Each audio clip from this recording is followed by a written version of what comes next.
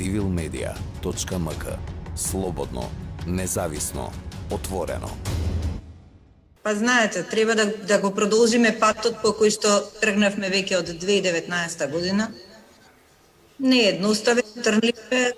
Како што знаете, корупцијата е навлезена во сите пори, стана начин на живење, што е многу страшно.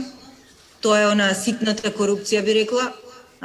Уште пострашна е законската корупција, каде што се очекува прилично од нас да дадеме свој придонес, меѓутоа не сме единствената институција во таа алка, треба и другите институции кои што ги подготвуваат законските решенија, па да не ги достават, своите законски решенија да направиме антикорупцијска проверка на легислативата. Меѓутоа, сепак би кажала дека основен чекор кој што треба да се направи не само во 2021, него воопшто од час поскоро и сите години натаму е борбата на личноста сама со себе. Значи, борбата за интегритет, борбата за професионалност, борбата за законитост, за законито работење и слично. Значи, интегритетот на една личност и незиното професионално постапување може да почне да гарантира дека нешто позитивно може да се случува во државата. Се додека приватниот интерес е оној кој што раководи и ги поврзува луѓето, без оглед на партиска или било каква припадност, не е битно, патот е зацементиран. Меѓутоа, мислам дека секој треба да отвори очи и да се зголеми нивото на свеста, но и нивото на совест. Нивото на свеста кај граѓаните, дека никому ништо не должат. А нивото на совест кај оние што извршуваат јавни функции, дека никој ништо не им должи. Мислам дека тоа е основното од каде што треба да тргнеме. Ние знаете дека со нашето постапување по одделни пријави започнавме веќе да отвараме проблемите што стануваат појави. Да кажеме, проблемот со вработувањата и злоупотребата на дискреционите овластувања е еден голем проблем во општеството кој што сите ги засега. Меѓутоа и кој што гарантира тонење на државата, бидејќи не овозможува квалитетни луѓе и професионални луѓе, компетентни луѓе да дојдат на одредени работни позиции. Ние, како што знаете, подготвивме со поддршка на холандската амбасада и со поддршка на Transparency International, подготвивме анализа и ги детектиравме сите ранливи точки кои што треба да се одстранат во 19 закони каде што е третирано проблемот за вработување. Значи, тоа се материјалните закони. На потек е владата, на потек е собранието. Да ги направат тие измени и да се ограничи дискреционото овластување. Како што знаете, исто така во нашиот претходен период многу често укажувавме на постоење на судирни интереси и постоење на судирни интереси, а особено би ја спомнала и последното мислење што го дадовме за забраната за вршење на дејност по завршување на функцијата на господинот Куштрим Рамадани, кој што се именуваше, например, за директор во МЕПСО. И сега се најдовме во еден расчекор, би рекла, дека мислењето на ДКСК као да не се почитува во целост. Искрено да бидам, не сакам да верувам во тоа, бидејќи има уште простор и за дискусија и за објаснување од наша страна, меѓутоа во оваа прилика би сакала да кажам дека Државната комисија е надлежна за спроведување на Законот за спречување на корупција и судирни интереси. Ние немаме ниту меч, ниту буздоган во рака, ниту пиштол, некому на сила да му кажеме да го примени нашето мислење. Меѓутоа, ние даваме мислење врз основа на закон кој што е усогласен со европската регулатива и се очекува европски да се однесуваат и избраните именуваните лица.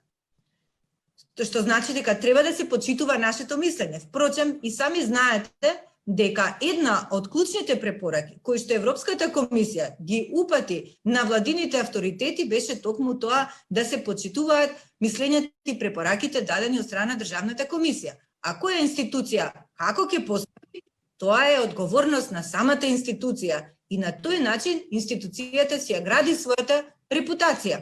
А тоа, всушност, најдобро може да го цени јавноста, без разлика дали е домашна или надворешна.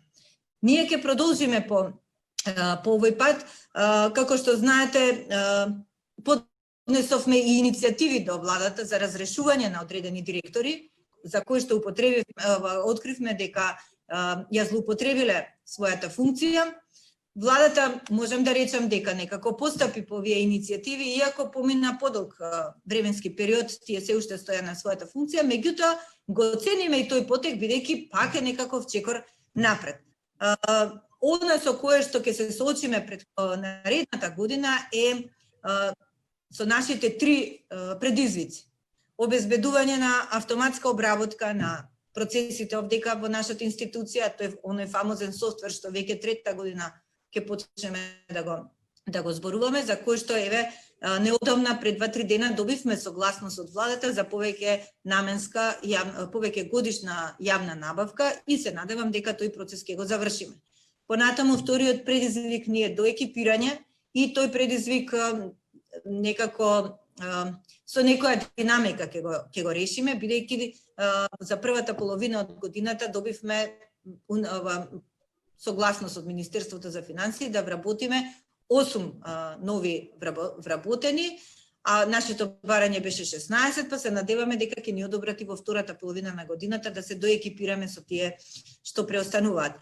И она секако што е многу важно е обезбедување на соодветни просторни услови. Како што знаете и сами, до ден денеска тоа прашање не се реши. Иако имаше предходната година ова време донесена одлука од страна на владата дека Државната комисија треба да се пресели во просториите определени за тоа.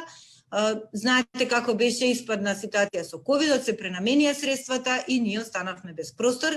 Во разговор со министерот за финансии, со министерот за правда, добивме уверување дека нема никакви можности државата да одвои пари за да се купи тој простор за нас и поради тоа ние се одлучивме на друг чекор за реконструкција на овој простор што тука го имаме.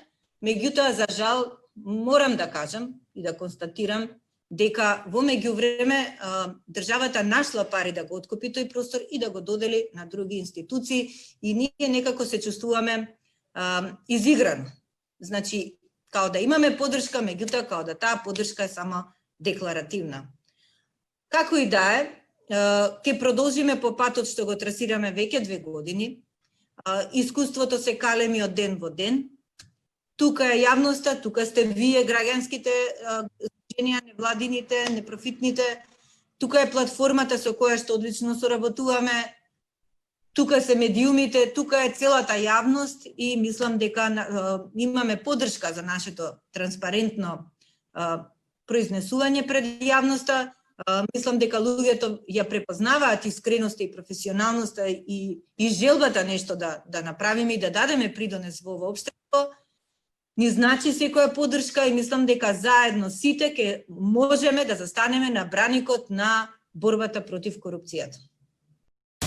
Civilmedia.mk. Слободно, независно, отворено.